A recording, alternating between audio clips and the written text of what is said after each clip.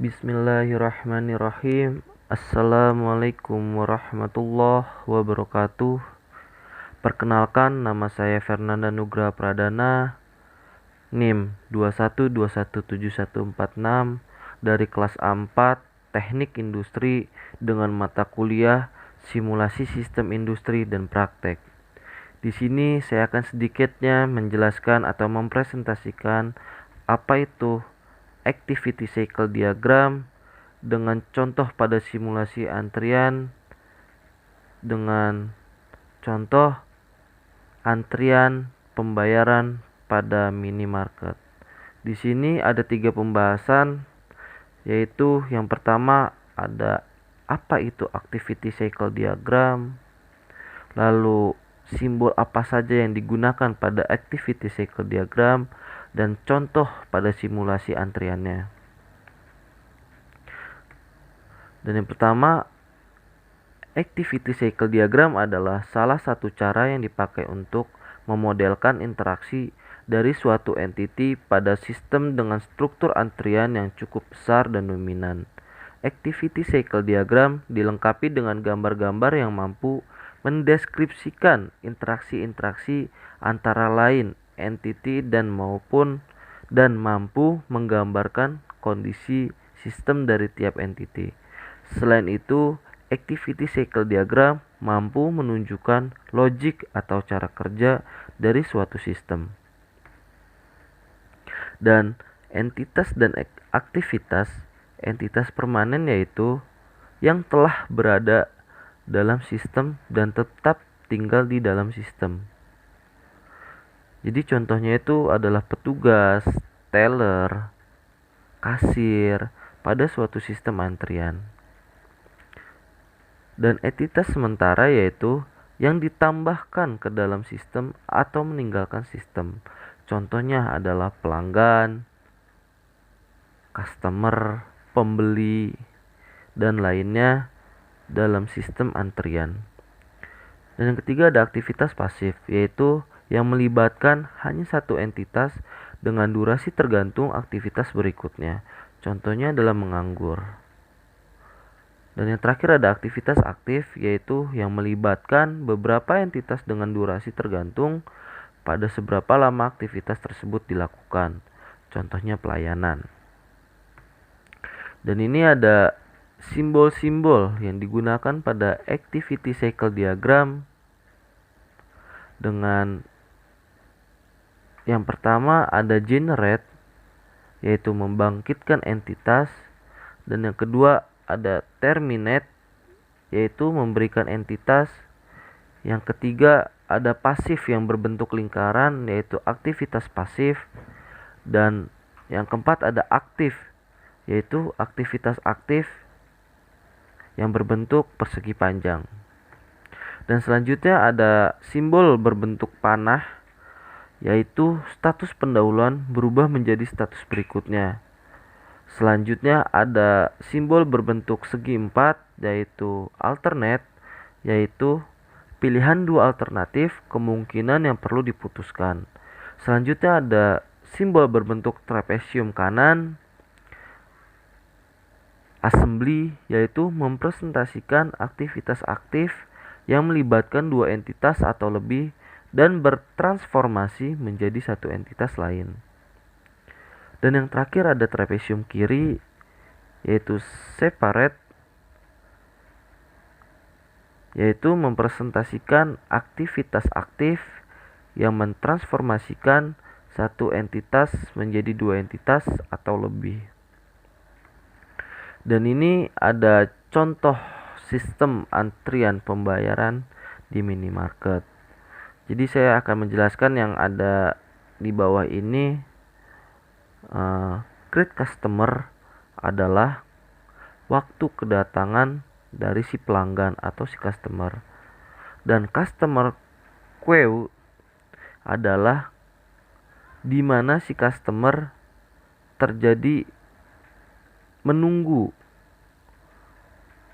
karena ada customer sebelumnya yang sedang melakukan transaksi atau pelayanan.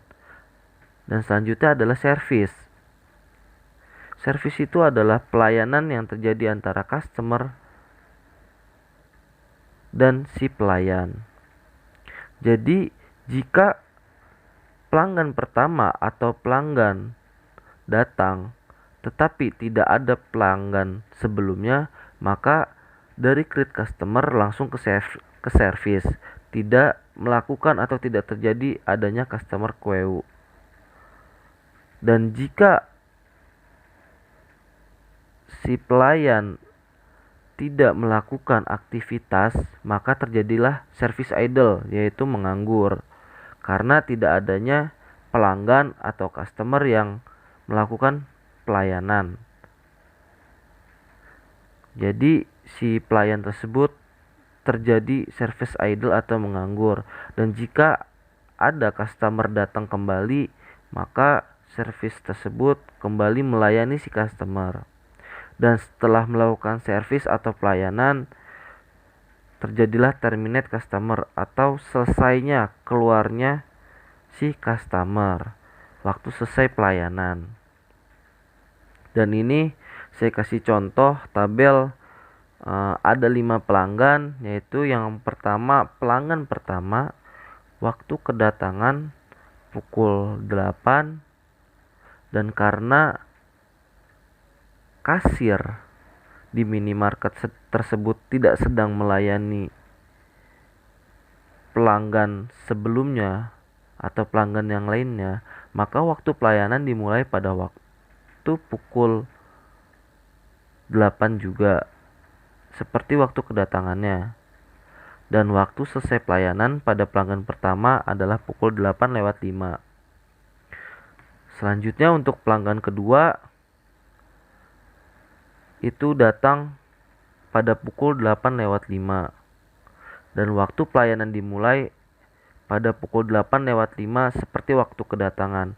Kenapa begitu? Karena waktu selesai pelayanan pada pelanggan pertama adalah pukul 8:05 dan sama seperti waktu kedatangan pelanggan kedua. Maka pelanggan kedua langsung bertransaksi dengan kasir atau waktu pelayanan dimulai sama seperti waktu kedatangan, yaitu pukul 8:05.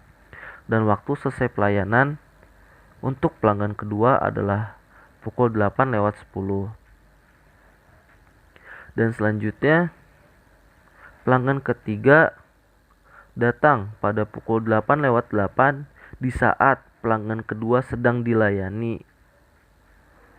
Jadi waktu pelayanan dimulai untuk pelanggan ketiga adalah 8:10, dan pelayan ketiga ini terjadi customer queue atau menunggu selama 2 menit sampai pukul 8:10 karena pelanggan kedua selesai dilayani pada pukul 8:10. Maka waktu pelayanan dimulai untuk pelanggan ketiga adalah pukul 8:10 dan waktu selesai pelayanan pada pukul 8:15. Begitupun dengan pelanggan keempat yang datang pada pukul 8:10, karena pada pukul tersebut kasir sedang melayani customer ketiga atau pelanggan ketiga, maka pelanggan keempat ini mengalami customer queue atau menunggu antrian sampai pada pukul 8:15 karena pelanggan ketiga selesai pada pukul 8:15. Dan pelanggan keempat waktu pelayanan dimulai adalah pukul 8:15 dan selesai pada waktu 8:20. Dan ketika pada pukul 8:11 pelanggan kelima datang, dan lagi-lagi pelanggan 5 mengalami customer queue atau menunggu sampai 8:20 ketika pelanggan 4 selesai dilayani. Maka waktu pelayanan dimulai pada pelanggan kelima adalah pukul 8:20 dan selesai pada pukul 8:32. Dan ini kesimpulannya atau hasilnya dari sistem antrian pada pembayaran minimarket.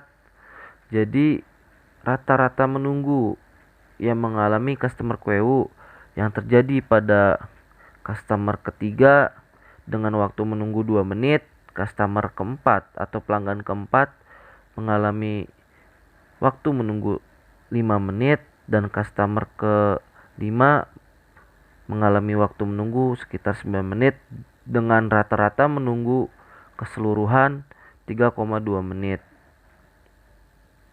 Dan untuk waktu pelayanan, untuk pelanggan pertama mengalami pelayanan sekitar 5 menit, pelanggan kedua sekitar 5 menit, pelanggan ketiga sekitar 5 menit, pelanggan keempat sekitar 5 menit, dan pelanggan kelima 12 menit dengan rata-rata pelayanan 8,4 menit. Jadi kurang lebihnya seperti itu gambaran dari activity cycle diagram, dan mungkin hanya itu yang bisa saya sampaikan, mungkin hanya itu yang bisa saya jelaskan atau terangkan. Kurang lebihnya mohon maaf. Terima kasih. Wassalamualaikum warahmatullahi wabarakatuh.